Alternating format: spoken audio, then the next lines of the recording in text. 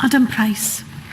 Diolch. Thank you, Llywydd, and I thank the Cabinet Secretary and Professor Barry for showing how starkly, how badly Wales is being treated. A country that has 5% of the population, as we heard, and 11% of the rail network has 1% of the investment. And this has been true for many years, of course. Crossrail, we in Wales should be livid because of the way that we're being treated. Nawr, we yn croesawu'r weledigaeth. I do welcome the vision set out in the document.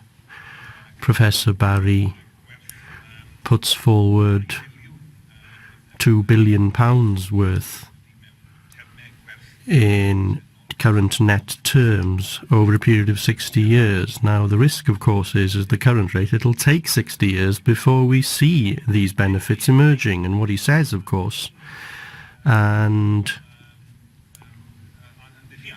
I sincerely wish the Cabinet Secretary all the best in making the case for Wales, but Professor Barry states that we can't be restricted by a process that has a history of putting Wales under a disadvantage. And the questions I'd like to ask of the Cabinet Secretary, therefore, are: what is Plan B if we are still treated so appallingly?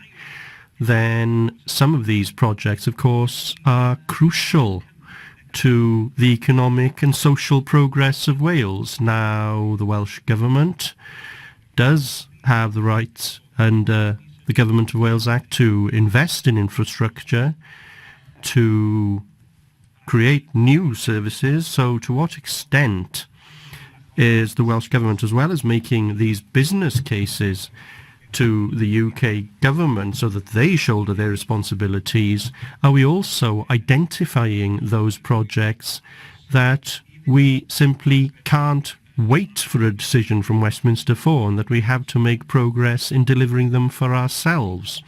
And electrification, of course, has been referred to, and Professor Barry is still saying that electrification is crucially important to the main lines in North and South Wales, and recent estimates have suggested that the price of completing the electrification between Cardiff and Swansea may be a third of what was anticipated, 150 million. That would mean borrowing over a period of 30 years, £6 million per annum. Now, surely the Welsh Government should be reviewing the possibility of investing in that sort of initiative. The Welsh Government, of course, is looking at new stations. There is reference to the Deeside Industrial Park station, which is a strategically important investment for the economy of North Wales.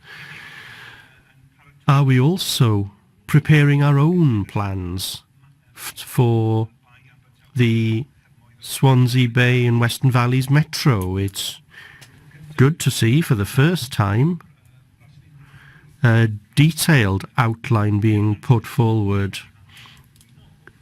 in terms of the Swansea Bay and Western Valleys Metro. There is reference to the possibility of reopening rail services in the Amman Valley, in the Swansea Valley, Dillas Valley and the Neath Valley, but they are identified as investments for the future, where the priority at the moment, according to what's included in the Mark Barry report, focuses on the city of Swansea. And referring back to what the Cabinet Secretary said on striking the right balance, can I appeal to him to ensure that those areas, the old Western Valleys areas, are seen as priorities in the first wave of investments for the Swansea Bay and Western Valleys Metro? Can I thank Adam Price for his contribution and for his questions? And I'd agree, people in Wales would be right to be not just cross but absolutely livid with the historic underfunding of rail investment in infrastructure in Wales over many years.